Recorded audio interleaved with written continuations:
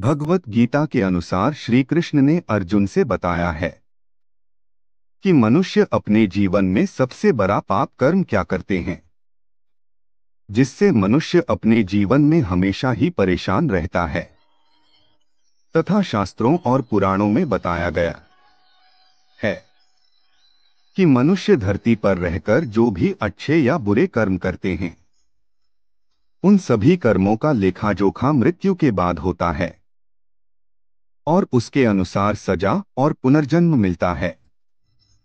ईश्वर की दृष्टि में जो अच्छे कर्म यानी अच्छे कर्म करते हैं, उसे पुण्य कहा जाता है, और जो बुरे कर्म होते हैं उन्हें पाप कहा जाता है। पुराणों में कई अच्छे और बुरे कर्मों के बारे में बताया गया है। गरुड़ पुराण और कठोपनिषद में तो यह भी बताया गया है कि मनुष्य को अपने पाप कर्मों के कारण मृत्यु के बाद अलग अलग तरह के पापों के लिए कौन कौन सी अलग सजाएं दी जाती हैं। गरुड़ पुराण में उल्लेख मिलता है कि मनुष्य धरती पर जो कुछ भी पाप करता है, उन सभी पापों की अलग अलग सजा बारी बारी से मिलती है।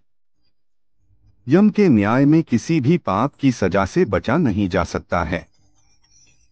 गरुड़ पुराण में बताया गया है कि परस्त्री पुरुष संबंध रखने वाले को लोहे के गर्म सलाखों को आलिंगन करवाया जाता है। जो पुरुष अपने गोत्र की स्त्री से संबंध बनाता है, उसे नर्क की यातना भोग कर लकड़बग्घा अथवा शाही के रूप में जन्म लेना पड़ता है। कुंवारी अथवा अल्पायु कन्या से संबंध बनाने वाले को नर्क की घोर यातना सहने के बाद अजगर योनि में आकर जन्म लेना पड़ता है। जो व्यक्ति काम भावना से पीड़ित होकर गुरु की पत्नी का मान धन करता है, ऐसा व्यक्ति वर्षों तक नर्क की यातना सहने के बाद गिरगिट की योनि में जन्म लेता है।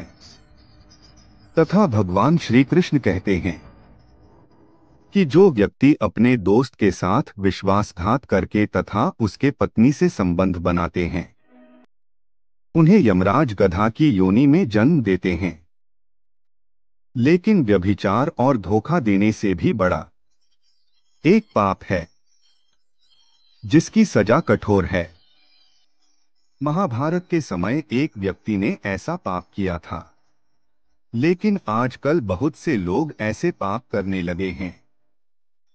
जानिए वह पाप क्या है और इसकी सजा क्या है। भगवान श्री कृष्ण ने दृष्टि में जो सबसे बड़ा पाप है, वह है भ्रूण हत्या।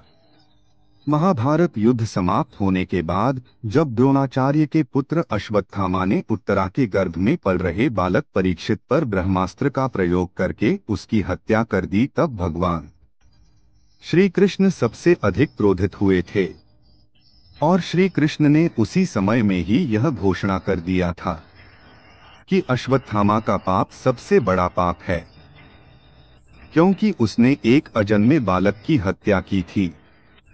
श्री कृष्ण ने इस पाप की सजा स्वयं अश्वत्थामा को दी थी।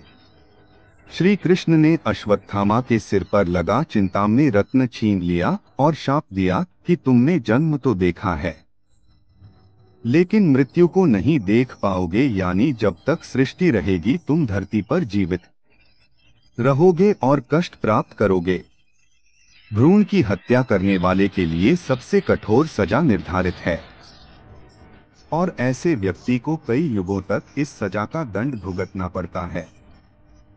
तथा आज कलयुग का सबसे बड़ा पाप मनुष्य करते हैं कि हिंदू धर्म ग्रंथों के अनुसार श्री कृष्ण ने द्वापर युग में महाभारत काल में ही बहुत सी ज्ञान की बातें बताई थी, जो कि आज के इस काल रूपी कलयुग में बहुत लाभदायक है और काम आ रही है।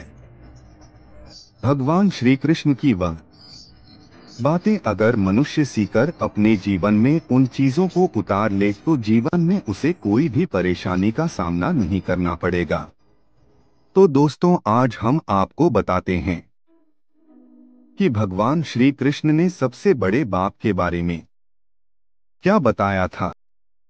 भगवान श्री कृष्ण ने बताया था कि सबसे बड़ा पाप है किसी निर्बल को सताना। संसार का सबसे बड़ा पाप दंड है उस निर्बल के मुख से निकली हाय है, जैसे एक मृत पशु के खाल से बनी धुवंकी कठोर लोहे को डोट भस्म कर सकती है, वैसे ही आप चाहे जितने भी शक्तिशाली क्यों ना हो, किसी निर्दोष किसी निर्बल को सताया है तो उसकी मन से निकली हाय आपके जीवन को भस्म कर सकता है।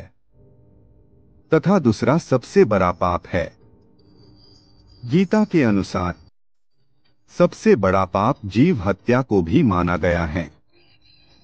इसके बाद अन्य पापों की बारी आती है, लेकिन जीव हत्या को सबसे बड़ा पाप बताया गया है।